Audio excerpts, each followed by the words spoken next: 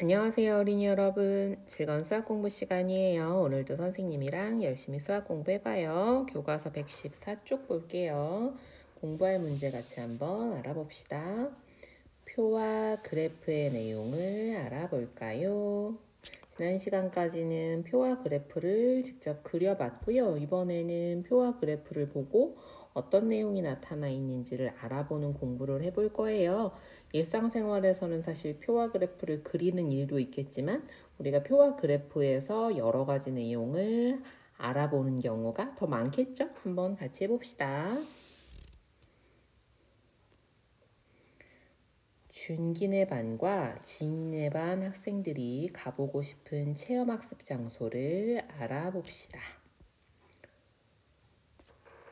준기네 반도 있고요. 진이는 다른 반 친구인가 봅니다. 자, 한번 볼까요? 어떤 장소들이 있어요? 박물관, 동물원, 식물원, 농장, 과학관. 여러분은 어디 가고 싶어요? 여기 있습니까? 먼저 준기네 반 학생들이 가보고 싶은 체험학습 장소별 학생 수. 뭐가 기준이에요? 장소예요? 무슨 장소? 체험학습 장소요. 자, 그래서 먼저 준기네 반에서는 박물관, 동물원, 농장, 과학관 네 군데가 나왔네요. 그럼 뭐가 빠졌지? 아하, 준기네 반 친구들은 식물원은 없었나 보네. 그지? 자, 그리고 각각의 장소별로 가고 싶은 학생 수가 박물관은 8명, 동물원은 7명, 농장은 4명, 과학관은 5명이네요. 그래서 모두 24명입니다. 가장 많은 학생들이 가보고 싶어 하는 장소는 어디입니까? 박물관, 여기죠? 여기가 8명으로 가장 많습니다. 그 다음은요. 동물원. 가장 많은 친구들이 가고 싶어 하는 곳. 두 번째, 세 번째, 네 번째. 이렇게 정할 수 있겠네. 박물관, 동물원, 과학관, 농장 순입니다. 준기네 반에서 가장 많은 학생이 가보고 싶은 장소는 어디인가요? 어디예요? 여기 있죠? 박물관입니다.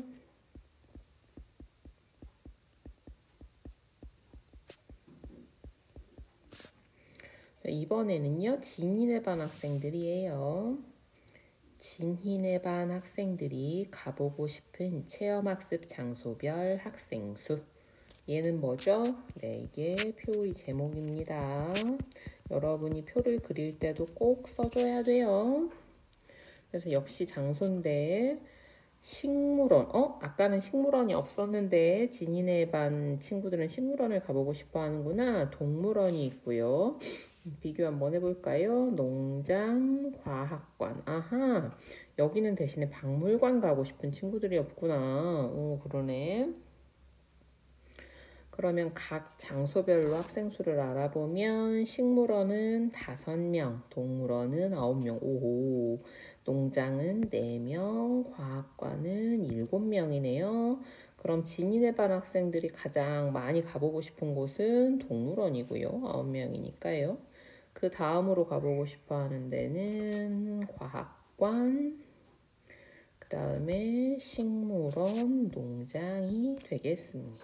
이렇게 두 개의 표를 놓고 같이 한번 생각해 보면 준기네 반 학생들이랑 진이네 반 학생들이 가보고 싶은 체험학습 장소에 수가 같은 경우 같은 수의 학생들이 좋아하는 데는 어디예요? 여기 과학관 5명, 식물원 5명 이렇게 똑같죠? 5명 이렇게 같고요.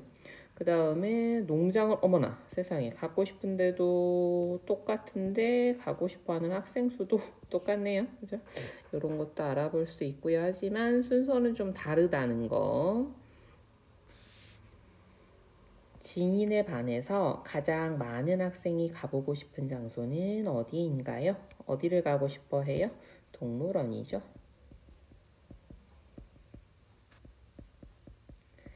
자, 여러분, 요런 거 조사를 했어요. 이런 조사는 했으니까 우리가 요거를 만약에 여러분이 체험학습 가는 장소를 정한다면 어떻게 하면 좋겠어요? 중기내 반에서는 어디로 가는 게 좋겠어? 박물관에 가는 게 가장 많은 학생들이 원하는 대로 갈 수 있겠죠. 하지만 박물관과 동물원을 비교해보면 별로 차이가 나지 않잖아요. 그래서 여기에 있는 농장이나 과학관을 가겠다고 했던 친구들도 만약에 농장이나 과학관을 못 가고 박물관과 동물원을 가라고 두 개만 있다면 여기서는 농장과 과학관이지만 나는 동물원이 더 좋아하는 친구들이 많을 수도 있어요. 그래서 우리가 이렇게 여러 개를 한꺼번에 조사하고 그 중에서 차이가 얼마 나지 않을 때는요, 다시 한번 조사하는 방법도 있어요. 이렇게 네 개를 또 하면 또 똑같이 나올 테니까 뒤에 많지 않은 것은 빼고 슝슝 나머지 박물관과 동물원을 가지고 24명이 다시 요 둘 중에서 어디 가고 싶니 정해보는 거지. 그런 방법들도 있습니다. 그리고 만약에 우리가 반마다 다른 데로 갈 수도 있지만 준기네랑 진이네가 함께 가야 한다면 여러분은 어디로 가는 게 좋을 것 같아요? 선생님, 여기는 박물관이고 여기는 동물원이니까 다시 해볼 수도 있겠고요. 그죠? 아니면 합해서 생각해 볼 수도 있겠죠. 박물관은 여기는 없으니까 그냥 8명이고 식물원은 5명이고 대신에 동물원은 이렇게 합하면 얼마예요? 16명. 오, 이거 엄청 많네. 농장은 8명.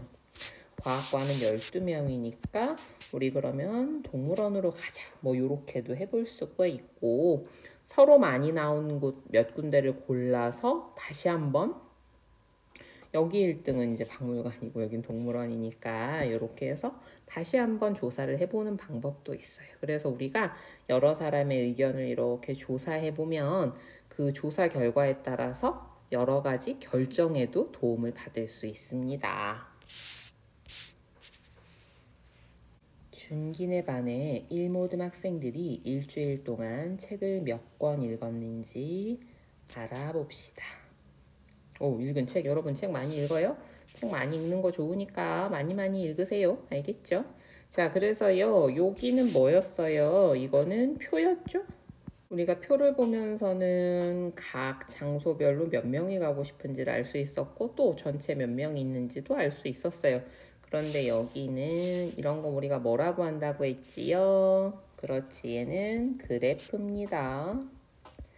자, 그래프의 제목 보면요. 준기내 반의 1모듬 학생들이 일주일 동안 읽은 책 수. 준기내 반 친구들은 일주일 동안 책을 얼마나 읽을까요? 자, 먼저 준기내 모듬은 모두 몇 명이에요? 여기 있는 친구들을 세봐야겠죠? 하나, 둘, 셋, 넷, 다섯, 여섯, 일곱, 여덟. 8명의 친구가 있군요. 어머, 한 모듬이 되게 크네요. 그렇죠? 자, 그 다음에 우리가 이렇게 보면 가장 많은 책을 읽은 학생은 누구야? 나린이네요. 그죠? 제일 많잖아요. 우리 기억하죠? 밑에서부터 쭉 순서대로 하는데 중간에 빠진 데 없이 해야 된다. 그리고 기왕이면 표시하는 것도 모양도 같고 크기가 같은 것이 여러분이 한눈에 알아보기가 쉽다고 했어요. 그 다음에 가장 적게 읽은 학생은 민석이네요. 그런데 여러분 수에 너무 신경 쓰지 않아도 됩니다. 왜냐면 민석이가 읽은 책은 엄청 두껍고 긴 책일 수도 있잖아요. 그런데 비슷한 책이라면 좀 여러 권을 읽으면 좋겠죠? 책 많이 읽으려고 노력하세요. 알겠죠? 자, 이렇게 해서 이런 것도 볼 수 있고요. 그 다음에 그래도 우리가 일주일이니까 하루에 한 권씩 해가지고요. 7권은 읽어야 돼 라고 한번 기준을 해보면 7권을 기준으로 해서 7권보다 더 많이 7권보다 많이면 어떤 거예요? 7권은 포함일까 아닐까? 아니에요. 그죠? 그래서 7권보다 더 많은 책을 읽은 학생 수를 우리가 빨간색으로 표시해보면 준기, 나린이, 은희, 시윤이, 태선이, 지연이 이렇게 돼요. 아이고 도영이 아깝다 그쵸? 자, 그리고 민석이와 도영이는 하루에 한 권보다 적게. 하루에 한 권. 또는 그보다 적게 읽었다는 것도 우리가 알 수 있습니다. 그래서 보다 많다, 보다 적다 하면 그 보다의 기준은 빠진다는 것도 여러분이 꼭 기억해 두세요. 책을 가장 많이 읽은 학생은 누구인가요? 누구였어요? 나린이었죠? 나린. 책을 10권보다 많이 읽은 학생을 모두 찾아보세요. 수일이가 우리에게 도움을 주고 있습니다. 10권을 기준으로 선을 그으면 알아보기 쉬워요. 우리 아까도 해봤었잖아, 그지? 10권보다 많이라고 했으니까 10권은 포함이야, 아니야? 아니야. 자, 그러면 여기 10권이 있으니까 여기 기준으로 쭉. 자, 그래서 보다 많이 읽은 친구는 나린이, 은희, 시윤이, 지현이 요렇게 4명이네요.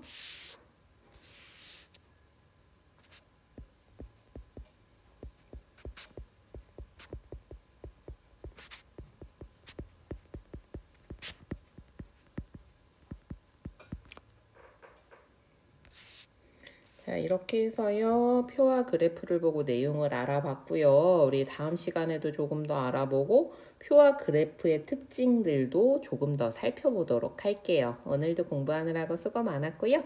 다음 영상에서 또 만나요. 안녕.